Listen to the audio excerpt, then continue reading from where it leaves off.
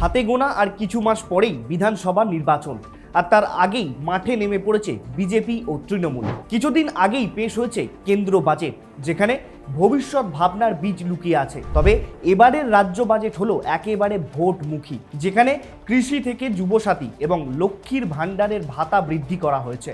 ফলে অনেকেই মনে করছেন আসন্ন বিধানসভা নির্বাচনের কথা মাথায় রেখেই ভাতা বৃদ্ধি করা হয়েছে, যা কার্যকর হবে 1 এপ্রিল থেকে। পাশাপাশি লক্ষ্মীর ভাণ্ডার 500 টাকা করে বাড়ানো হয়েছে, যা চলতি মাস থেকেই চালু করা হবে। ফলে প্রশ্ন উঠছে, আসন্ন বিধানসভার কথা মাথায় রেখে কি এমন বড় ঘোষণা? তবে কি নীতিশের দেখানো পথে হাঁটছে তৃণমূল, নাকি এসআইআর এর পরবর্তী ভোট ব্যাংক ধরে রাখার স্ট্র্যাটেজি সাজাচ্ছে তৃণমূল? দেখুন, সামনেই বিধানসভা নির্বাচন, আর সেই নির্বাচনকে কেন্দ্র করেই তোলপাড় রাজ্য থেকে রাজনীতি। অন্যদিকে গোদের ওপর বিষ ফোড়ার মতো মাথা ব্যথার কারণ হয়ে দাঁড়িয়েছে এসআইআর। সব মিলিয়ে তৃণমূল এখন বেশ চাপে।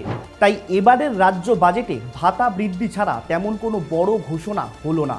একদিকে বিহারের নীতিশ কুমার যেমন চালটা চেলেছিল, এবার সেই একই চাল চালতে চাইছে তৃণমূল, যেখানে আশাকর্মী ও আইসিডিএস কর্মীদের 1000 টাকা করে বেতন বাড়ানো হয়েছে।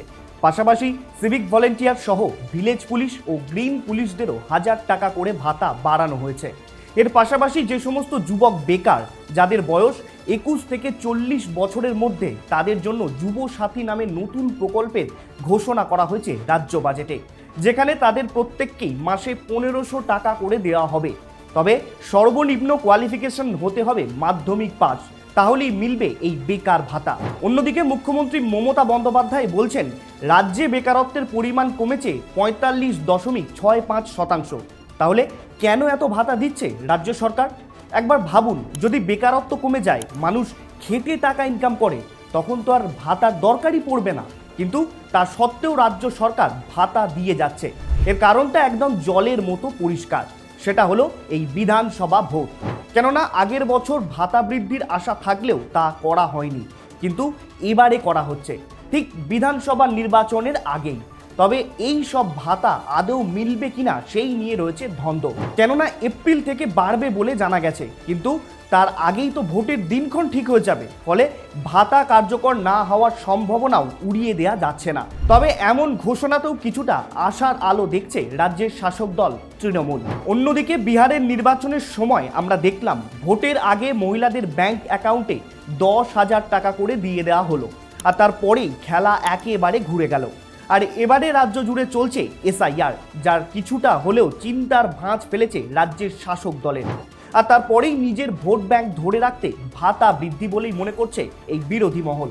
তবে এক্ষেত্রে মমতা বলছেন, নির্বাচন ঘোষণার পর এমনটা করা যায় না, যার জন্য এখন থেকেই চালু করছি।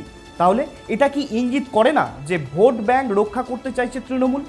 অপরদিকে বিরোধী দলনেতা শুভেন্দু অধিকারী বলছেন, তারা ক্ষমতায় এলে 1 জুনের আগে মহিলাদের অ্যাকাউন্টে 3000 টাকা করে দেওয়া হবে।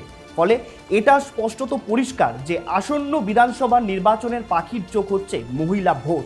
আর সেই নিয়েই ইতিমধ্যে দর কষাকষি শুরু হয়ে গেছে এই দুই দলের। আপনার কি মনে হয় আসন্ন বিধানসভা নির্বাচনে তৃণমূলের এই স্ট্র্যাটেজি কাজে আসবে, নাকি এবার পালা বদল হবে? আপনার মতামত জানান কমেন্ট করে। আর এরকম ভিডিও পেতে আমাদের চ্যানেলটিকে অবশ্যই সাবস্ক্রাইব করবেন। দেখা হচ্ছে পরের একটি ভিডিওতে। ধন্যবাদ, সকলে ভালো থাকবেন।